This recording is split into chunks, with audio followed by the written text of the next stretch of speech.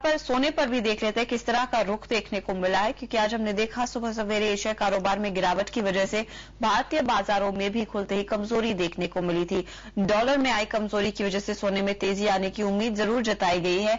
भारतीय बाजार में अब आप देखेंगे 167 रुपए तक के गेन्स है, वहीं इंटरनेशनल मार्केट्स में $5.5 तक का डिक्लाइन देखने को मिला है। ये फिलहाल जो रिलेशन है, कैसे आप समझेंगे इसे और क्या करना बेस्ट रहेगा इस मार्केट में, हरीश?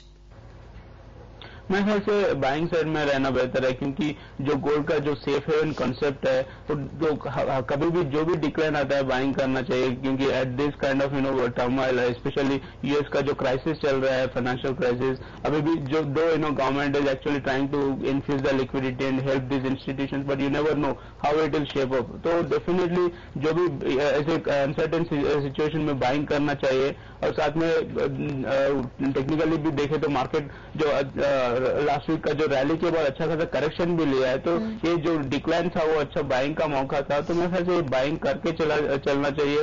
प्रॉब्लम मार्केट में रिटेस्ट $900-915 अगेन।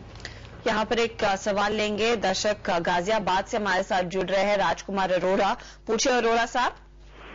हेलो जी, पूछे सर जी। हम गोल्ड में इन्वेस्टमेंट करना चाहते हैं, तो बता सकते हैं, खरीद सकते हैं इसमें? इस टाइम फ्रेश इन्वेस्टमेंट रहेगा आपका ये? हाँ जी जी। फ्रेश इन्वेस्टमेंट के लिहाज से क्या लेवल्स पर आप खरीद करने की सलाह देंगे और कितना अपने पोर्टफोलियो का हिस्सा एलोकेट करेंगे? अगर 100 रुपए हैं, उसमें से कितने रुपए लगाएं सोने में इस समय? मेरे ख्याल से $840-850 में अच्छा इन्वेस्टमेंट का ऑप्शन मिल सकता है, और आपका स्टॉप लॉस होगा $800-790 के ऊपर। आपका इनिशियल टारगेट होगा $915, और साथ में अगर $915 क्लियर करे तो मार्केट फिर से $945-950 होने के भी चांसेस हैं। But at the same time अगर आप मल्टीपल लॉट्स लेने के अगर कैपेबल हो तो $845 में $840 में एक फर्स्ट लॉट ले लीजिए। और साथ में अगर मार्केट अगर किसी भी कारण से नीचे भी आए तो $820 में एक बार एवरेज किए वैसा रखे तो फायदा होगा। हरीश, भारतीय बाजार के लिहाज से क्या प्राइसेस आपको देखने को मिलेंगी और कहां पर कॉल होगा खरीदारी का? और अगर ये समझा भी सके कि कितना निवेश किया जा सकता है, जैसे मैं आपसे भी समझना चाह रही थी कि 100 रुपए अगर मेरे पास हैं और मैं सोने में पैसे लगाना चाहती हूं, इसका कितना हिस्सा मैं डाल सकती हूं? As far as Indian markets are concern 12,600 to 650 के आसपास एक बाइंग का अपॉर्चुनिटी मिल रहा है। आपका स्टॉप लॉस होगा 400 के नीचे, और इनिशियल टारगेट होगा 13,000। और 13,000 क्लियर किए तो मार्केट 13,450 13,500 रेंज मिल सकता है। और आपका डाइवर्सिफिकेशन की बात करें तो एटलीस्ट 25 to 30% आपका ओवरऑल पोर्टफोलियो में डाइवर्सिफाई करना चाहिए, क्योंकि अभी भी जो इक्विटीज में जो पुल बैक है, आई वुड नॉट से it is a trend reversal और समथिंग। तो ये जो अगर इक्विटीज में अगर वीक परफॉर्मेंस आए तो your portfolio overall be safe guarded by the gains in gold. तो अपने पोर्टफोलियो का 35% तक का हिस्सा सोने में इस समय बनाकर रखा जा सकता है।